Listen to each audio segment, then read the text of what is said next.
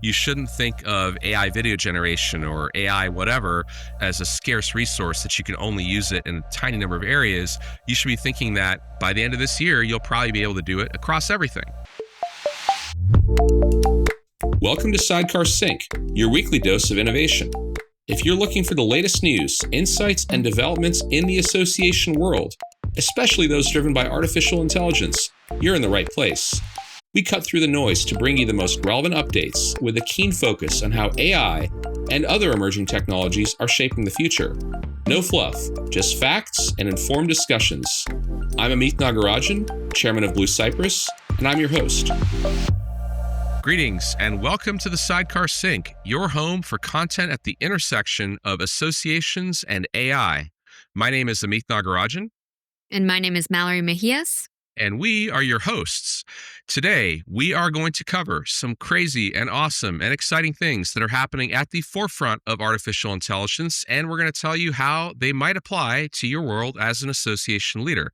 Before we do that, though, let's take a moment to hear a quick word from our sponsor. If you're listening to this podcast right now, you're already thinking differently about AI than many of your peers. Don't you wish there was a way to showcase your commitment to innovation and learning? The Association AI Professional, or AAiP certification, is exactly that. The AAiP certification is awarded to those who have achieved outstanding theoretical and practical AI knowledge as it pertains to associations. Earning your AAiP certification proves that you're at the forefront of AI in your organization and in the greater association space, giving you a competitive edge in an increasingly AI-driven job market. Join the growing group of professionals who've earned their AAiP certification and secure your professional future by heading to learn.sidecar.ai. Amith, how are you doing today? I'm doing great. I just got back from DC. I think I may have picked up a little bit of a cold or something on the way back, but here I am. I'm back in New Orleans and doing well. How about yourself?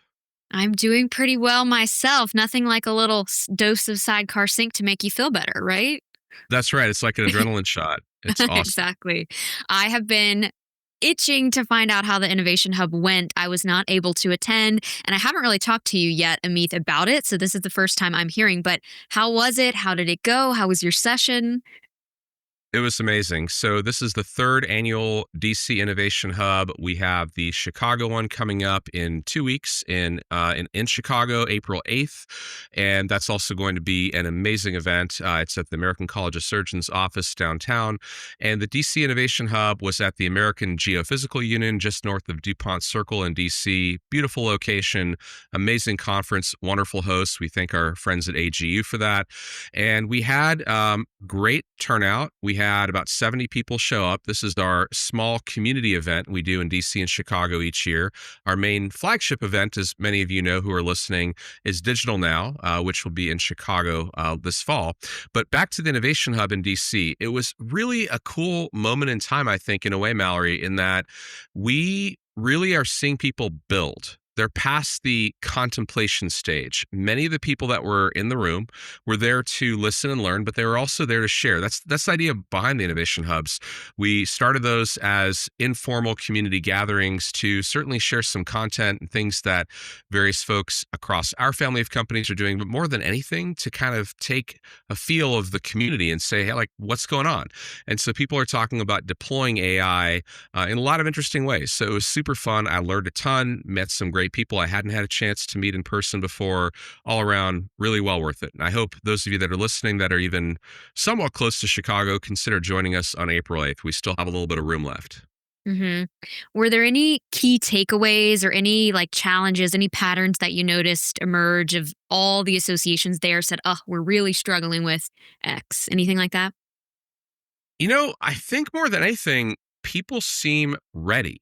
So even last year at this time, the way I felt was that people were still nervous. They were contemplating, they were learning, but they were still kind of like, I don't know if we should do this. I'm not sure if AI is ready to support the critical work of our association at scale. A lot of people a year ago were already, doing personal experiments and actually in some cases significant work with tools like Claude and ChatGPT.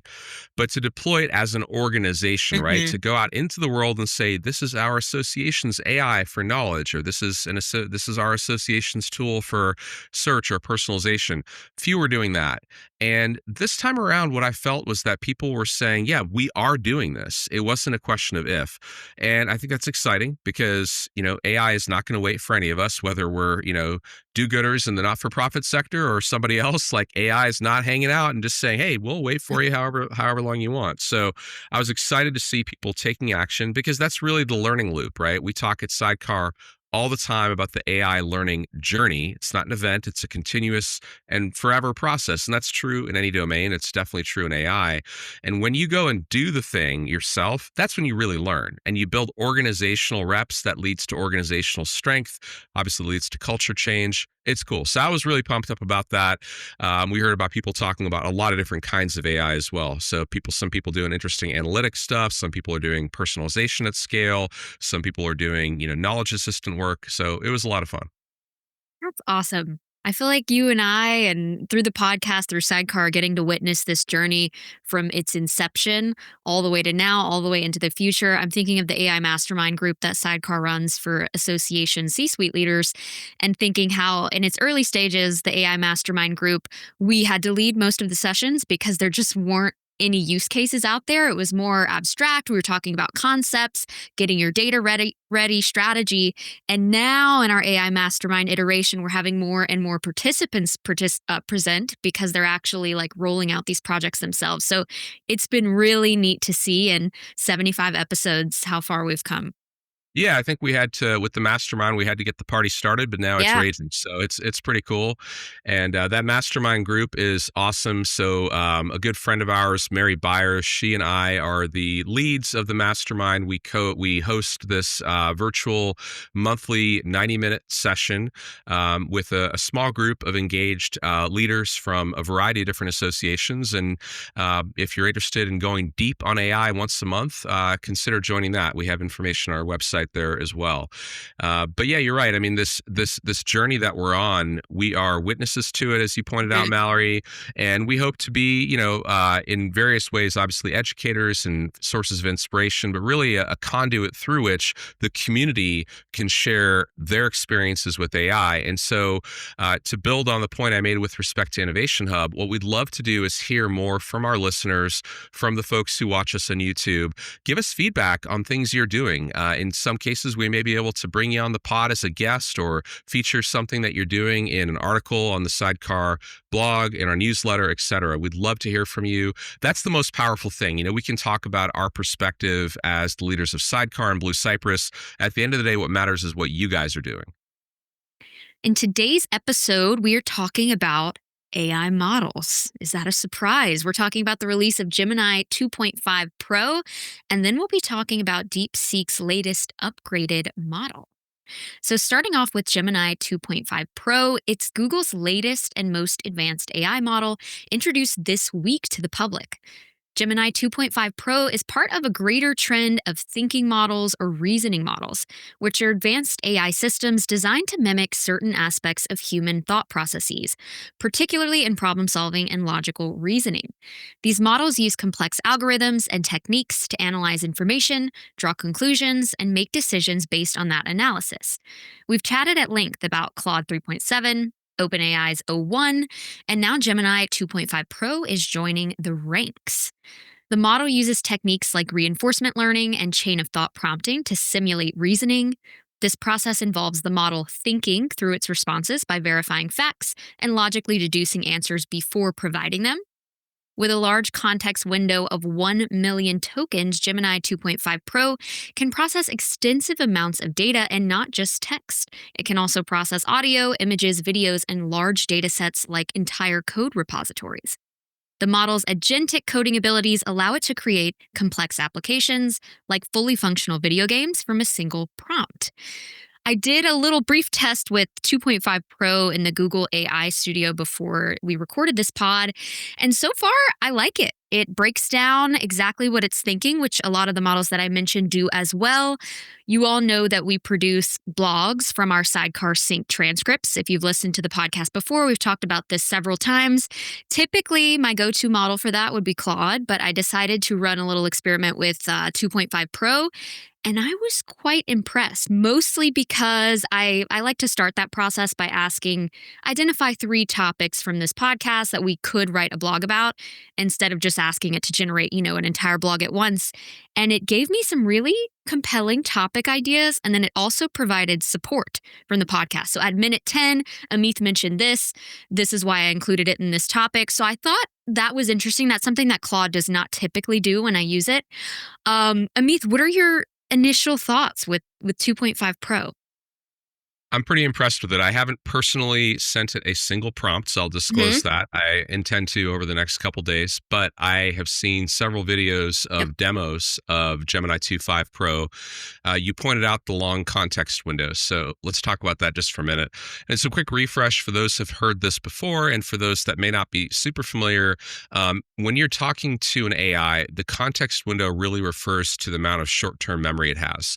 So when you send a prompt in and kind of the history of your conversation with that model, not all conversations, by the way, but that specific conversation you're on in ChatGPT, in Claude, or in the Google Studio, the aggregation of all of the back and forth you have with the model, that all has to fit into what's called a context window. And there's a variety of techniques for dealing with really long conversations. But the idea is that the bigger the context window, in theory, the more powerful the model could be, because it has more of this short-term memory. So when we talk about 1 million tokens, a token being approximately equal to a word for our purposes, that means that's a lot of words. That's something on the order of magnitude of 15 to 20 business books. It's a lot of content. Whereas the other models that are out there that are similar in intelligence, like Claude 3.7 and GPT-4o, those tend to be limited to 128,000 tokens, so about an eighth of the total capability of these models. Of this particular model, Gemini 2.5 Pro. Now, Google has been a leader in long context models for some time. Since the first Gemini release, actually, they had very large context windows. Some of the ways to think about this for associations is that if we have really complex tasks we want to take on, where we want to feed in many different pieces of content, let's say from our journals or transcripts from conferences, and we want to be able to look across a lot of content at the same time, Gemini is a tool that stands on its own at the moment, because these other tools are limited essentially to this fairly small context window on the one hand. But remember, original ChatGPT, if you recall, had 4K of context, so 4,000 tokens. It was very, very limited. So in any event, the point I would make is that by itself is cool.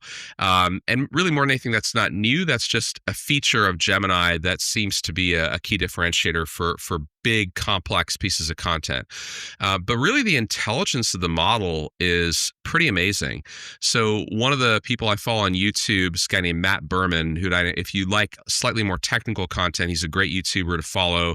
I watch quite a few of his videos, and he breaks down fairly complex topics in a really nice way, in my opinion. Anyway, so he had this video showcasing using Gemini 2.5 Pro for coding, and I tend to look at those examples fairly quickly when a new model comes out, because coding is both it has to represent both the ability to do like fairly complex reasoning, but also to understand pretty complex prompts, especially with these days, people are putting in requests to coding tools like this to do very complex things. Like the 2 examples in his videos, one was a Rubik's Cube simulator, which was essentially a 3-dimensional Rubik's Cube simulator of any number of dimensions. So it could be 3 by 3, 6 by 6, 100 by 100, and the AI was asked to build the code so that you could visually represent this. You could spin it around, you could see it from any angle, you could zoom in and out, you could pan, tilt, etc., and it did that. And then on top of that, the code, it was requested of the AI to make it so that the AI itself could solve the Rubik's Cube. So it could randomize the cube state, and then it could solve it, and you can watch it visually solving the Rubik's Cube, which is pretty cool. What's impressive about this is that in this video, it was a single shot, right? So it was just a prompt, and then immediately had a working piece of code in a browser in a single HTML page that did this. That's a non-trivial bit of software development to write that, right? Even a really good developer would take quite a bit of time to build something of that order of magnitude.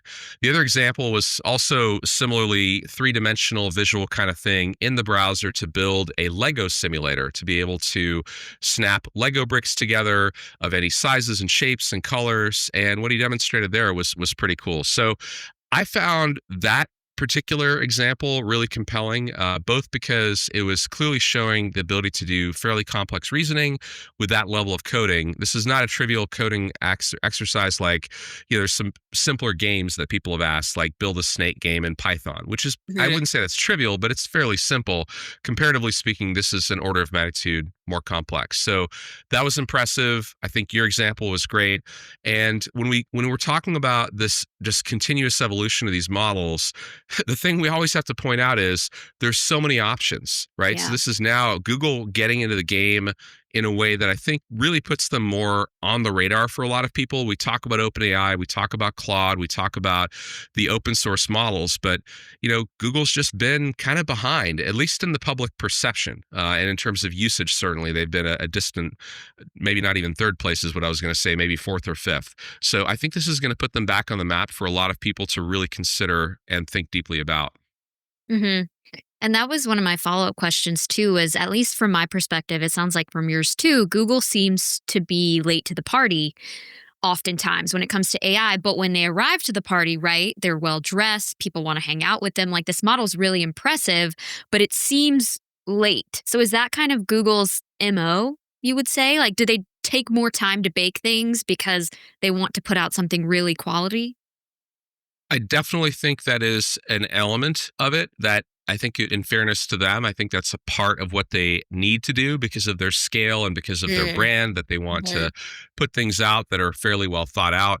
The flip side of it is I think they were just behind. And, they were not behind in terms of fundamental AI research. They've been leaders in that in many ways for years and years.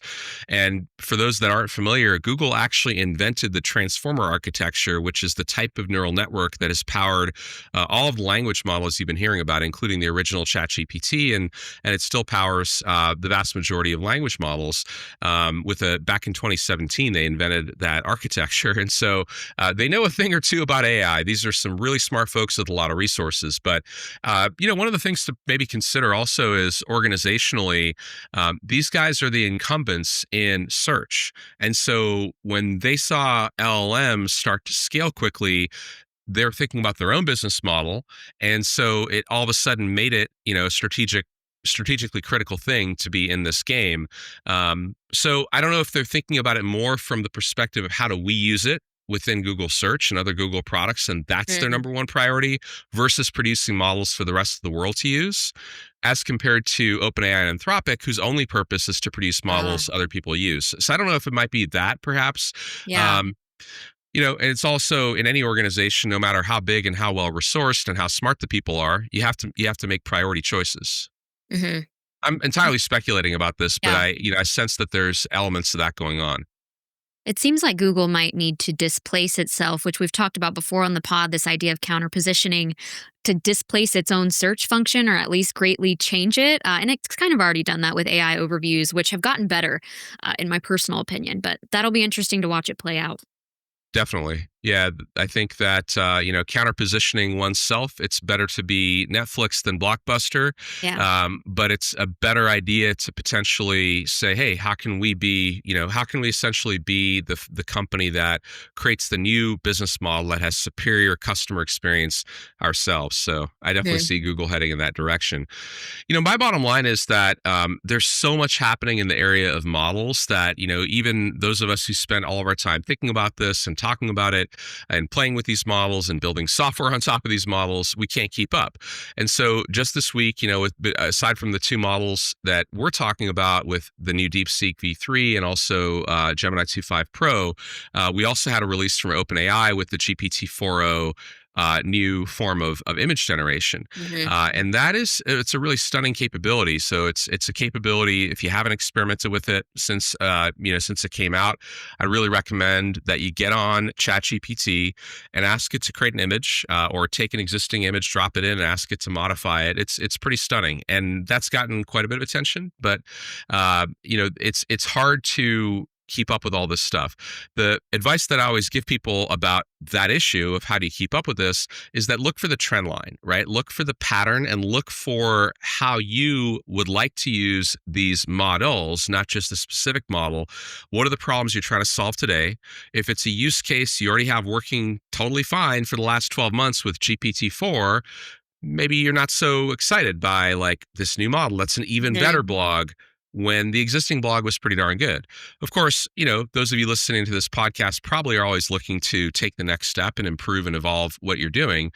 But what I also think is interesting and important is think about the things you couldn't do with AI. So my example where I did have hands-on experience in the last 24 hours, Mallory, is I used the new ChatGPT 4.0 image generator to create a comic strip. And I threw it on LinkedIn. It's not perfect. It's not great, but it just talks about this conundrum that associations are in with respect to AMS replacement, right? Our favorite topic of the pod for a lot of people, other than AI, of course, is AMS replacement. And, we're not trying to, pick on it, but it's a tough thing to do. And it's really long and really expensive. And the value creation oftentimes is marginal at best. And so, why do that when you could do a lot with those resources experimenting with AI? So that's what I just basically said what I just said to OpenAI's model yesterday, and I got a 4-panel comic strip.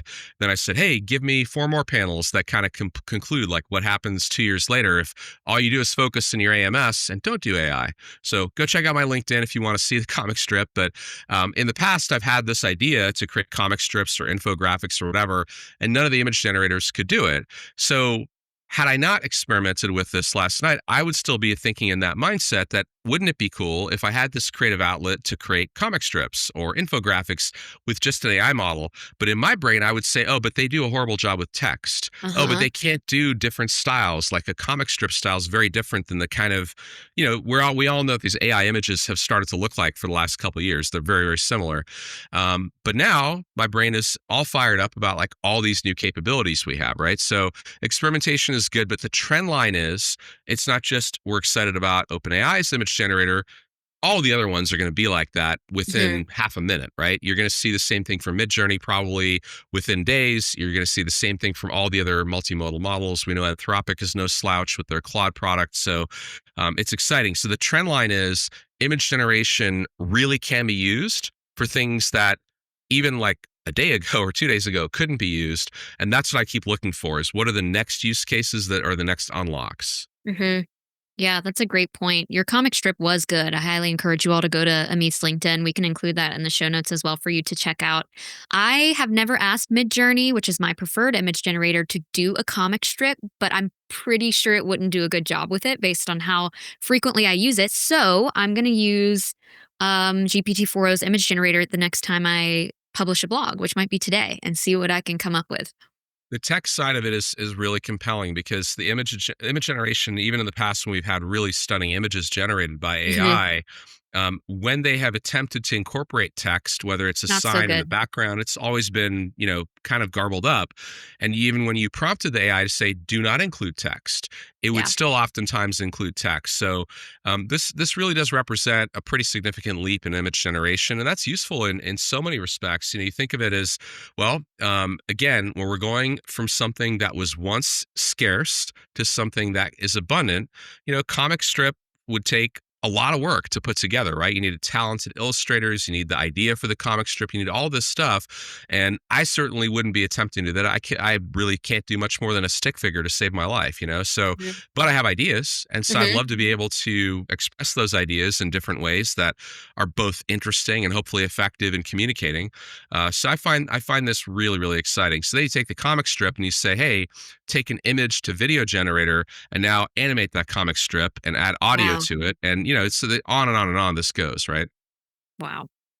talking about trend line, I want to zoom out a little bit. It seems like we've been talking a lot lately about these thinking models that I mentioned or reasoning models, which seem to be in general pretty large models in terms of parameter size. But in the prior few months, we spent a lot of time talking about small models. So I'm kind of wondering how you see small models fitting in to these greater thinking and reasoning model conversations. And do you see like that chain of thought prompting and reasoning as something that will be needed in small models, or should we just leave that to the big ones?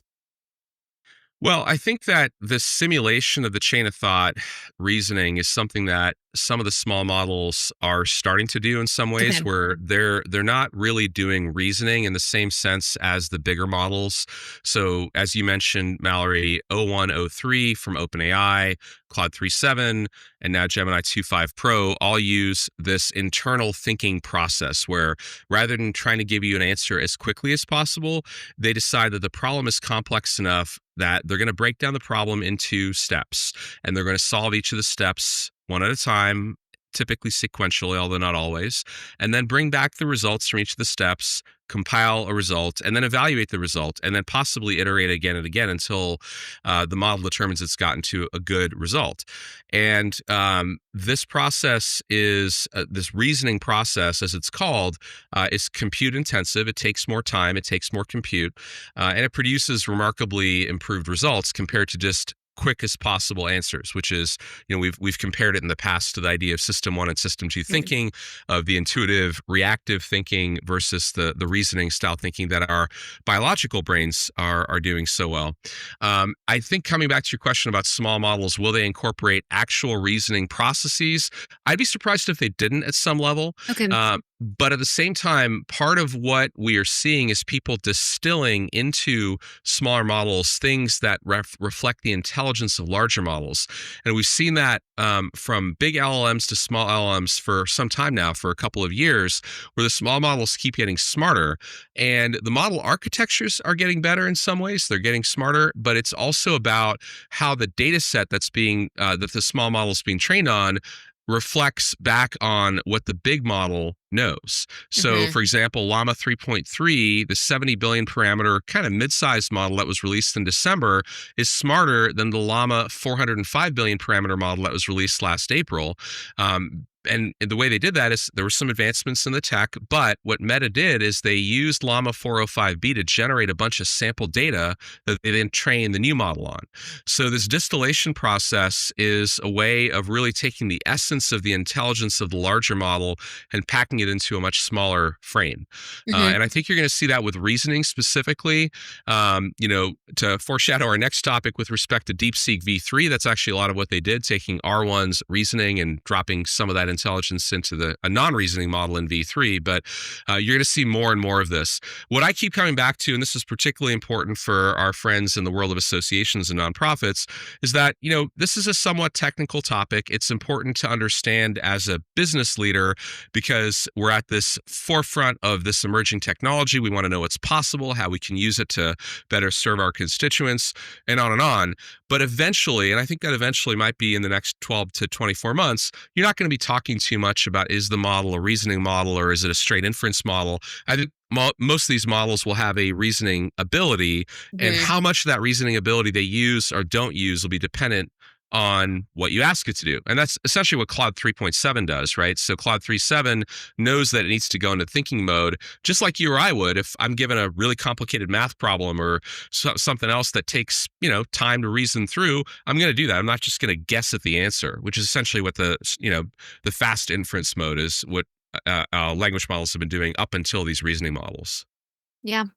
I think you're right. Looking back, and again, this AI journey that we've been on since the beginning, I remember you and I would talk about multimodal models and models that can understand text and audio and images. And I feel like that's just a commonplace thing now. So maybe you're right. 12 to 24 months, we won't even be having this conversation. But That's a good segue for topic 2 of today, which is DeepSeek's V3 that Amith mentioned. We saw this model upgrade this week as well from a Chinese AI startup called DeepSeek, which we recently covered in a prior episode for its R1 model released. To give you a quick recap of that, its R1 model just cost $6 million to train, over 89 times cheaper than OpenAI's rumored $500 million budget for its O1 model, and the release of R1 led to $1 trillion drop in the US stock market. So lots of waves were made with DeepSeek, and the plot continues to thicken. So DeepSeek has now recently upgraded its V3 large language model to DeepSeek V3 0324. Again, we love these AI model names. This new version is seen as another competitive attack on major AI players like OpenAI and Anthropic. DeepSeek's V3 offers enhanced reasoning and coding capabilities compared to its predecessor. The model has 685 billion parameters, up from 671 billion in the previous version. And it's important to note that these models are open source. So the model is available under the MIT license on platforms like Hugging Face.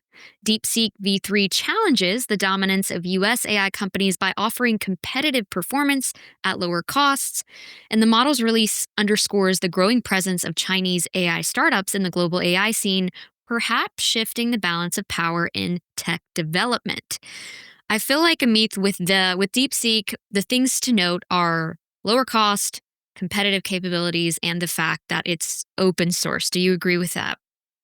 I think so. I think credit is definitely due to these folks. They are brilliant. The papers they put out there detail, with a lot of granularity how they built these models. So they've open sourced not only the code and the weights of the models, so anyone can run it anywhere, but they also have published a ton of research explaining how they've advanced their technology. So this is not a copycat or a clone. They have fundamentally advanced the science of AI, and they're contributing back to the global community. So I view this as a very positive thing, and I'm hoping to see this from a lot of other parts of the world jumping in, because especially as you see the resource constraints seem to decrease over time as people get really creative when they have limited resources, and that leads to fewer resources being needed or being perceived as being needed, right? And that in turn leads to more innovation, which leads to more and more growth, and that's exciting. So to me, I think that's one really important thing to recognize. One of the things that these guys have done a really good job of is they've advanced the way mixture of expert models, or MOE models, work. It is a 600 plus billion parameter model, but you can still run it on fairly reasonable hardware pretty quickly, because it only has about, I think it's like 32 billion parameters are active on a per token basis. So what that means essentially is it's really behaves like a 32 billion parameter model. And that's not a particularly huge model. It's half the size of Llama 3.370 that I just mentioned a few moments ago. So that's important because they've been able to really optimize with this mixture of experts model and do some other things around efficiency. They have a highly performant and really intelligent model. I am confident that all the other players that are out there are really paying close attention to everything DeepSeek is doing, incorporating their ideas. So probably today already, we've seen OpenAI and Anthropic and Google incorporate DeepSeek's ideas, and on, right? And so the proprietary vendors don't really share what they're doing, but I guarantee they're taking advantage of open source, and the open source community keeps on compounding on itself. So I would point out the open source bit probably is the most important part of it, because these things are moving so quickly. Mm-hmm. And when you say mixture of experts architecture, that just means parts of the model, the only parts that activate within the model are the parts that are needed for that prompt?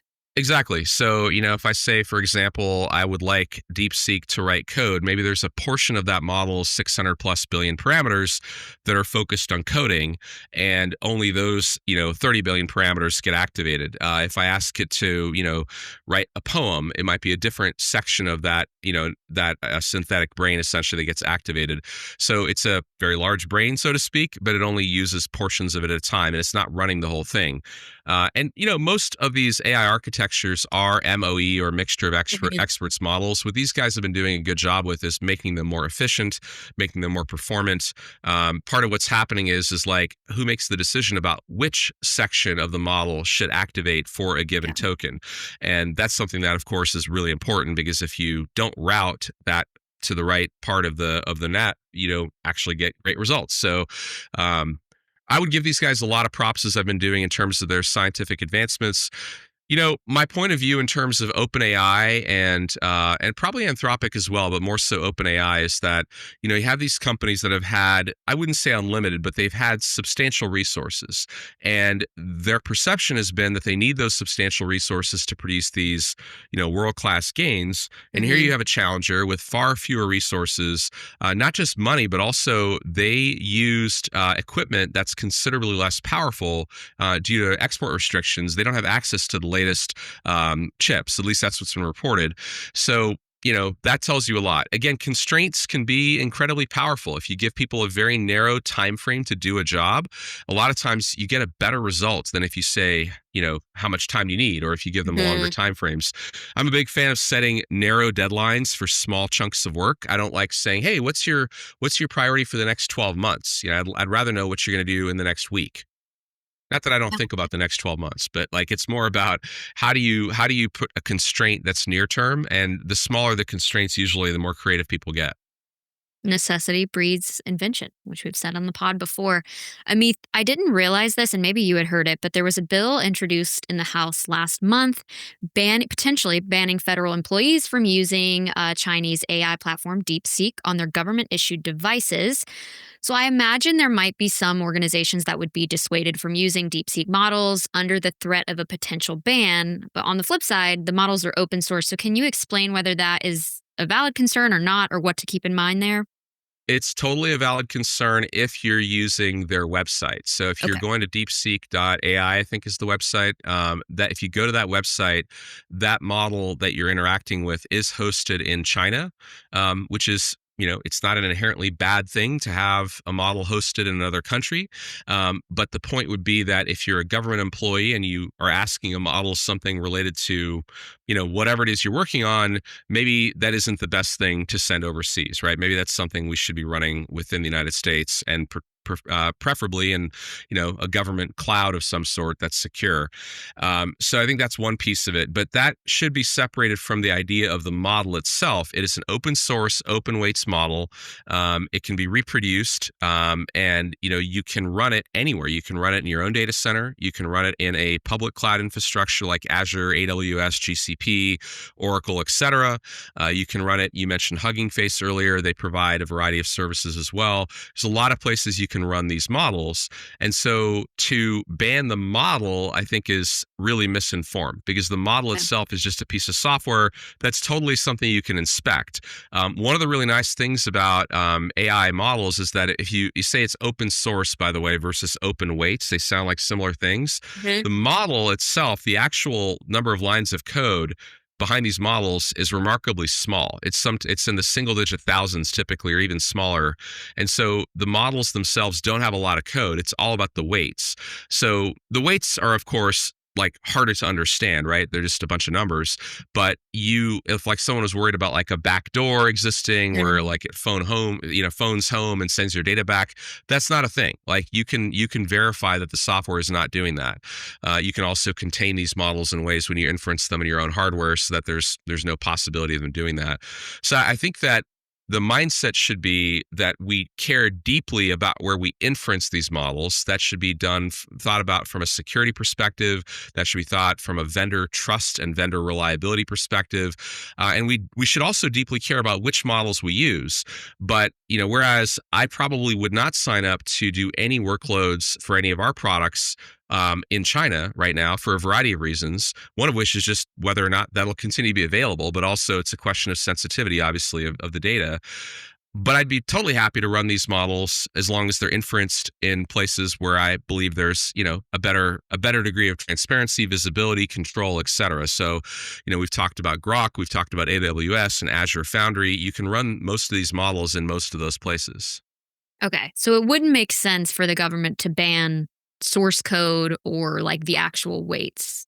I don't believe that's what's being discussed. I think Okay, it's access to the website. So gotcha. that's why I think it's important to separate using the model on your own equipment or on equipment Okay. that's run by someone you trust versus connecting to DeepSeek's website and using it as a consumer. I believe that is what the bill is intending to ban.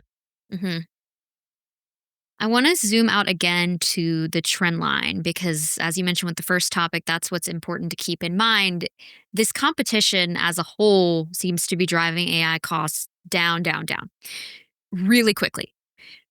It, on the flip side, it doesn't necessarily seem like vendor prices, for example, are going down, down, down. So I'm thinking like HubSpot, for example, their AI features. HubSpot is no cheaper for us than it ever has been. In fact, it's just the prices are going up. So I know I'm kind of talking about two different things there, but from your perspective, how do you see associations actually benefiting from reduced AI costs overall, like directly benefiting?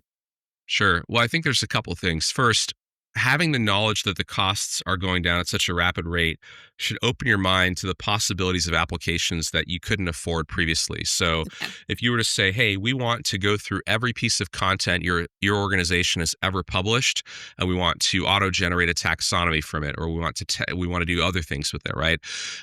In the past, maybe that would have been prohibitive from a cost perspective. Maybe the quality wasn't great enough either. But let's just say that you think the quality is awesome now, but the cost might have been a factor where you're like, oh, that would cost us $3 million to go through all that content. And now it doesn't, right? Now maybe it costs you $3,000 or something like that. So these shifts in cost should open your mind up to at scale applications, doing things at scale.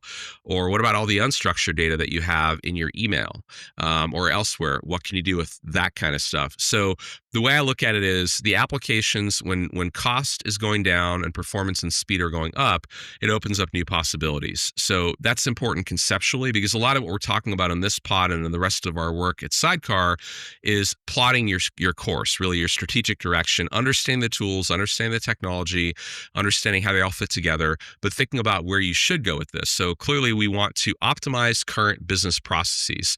That's the obvious part, right? We want to make what we do happen faster, better, cheaper, right? Traditionally, you pick maybe one or two of those, but you don't get all three. Now you can get all Mhm. three. But the bigger question is, what should you be doing? As opposed to how do you do what you currently do better? And the what should you be doing is informed by constraints. And the constraints are the capabilities of these AIs, but it's also the cost. So knowing that the cost keeps relentlessly going down should open your mind to the possibilities that 6 months, 12 months, 24 months from now, video generation will be close to free, for example. Right now, if you want to do, a lot of hours of video generation with HeyGen, you have to sign up for plans that'll cost you in the 5 or even 6 figures. That's a constraint. We're, by the way, extensively using HeyGen in a variety of our content production for our AI Learning Hub and for other things. And we're making the investment because we think it's worth it. But we also know that it's not really a long-term recurring investment because there's competition in every one of these dimensions. So that's part one, is that I think you can think bigger and think a little bit longer term, something that, you wouldn't say, oh, well, I was going to invest $1 million in a new AMS and Mhm. next year it's going to be $100,000 and the year after it's 10,000. That's not a thing, right? That's not the way people think, and that's not the way these systems tend to work. But with AI, that's literally what's happening with the fundamental models because of competition, because of the amount of capital being thrown at it. So that's true for what I'd call kind of the raw materials of AI. It's the fundamental building blocks, really the models at that layer.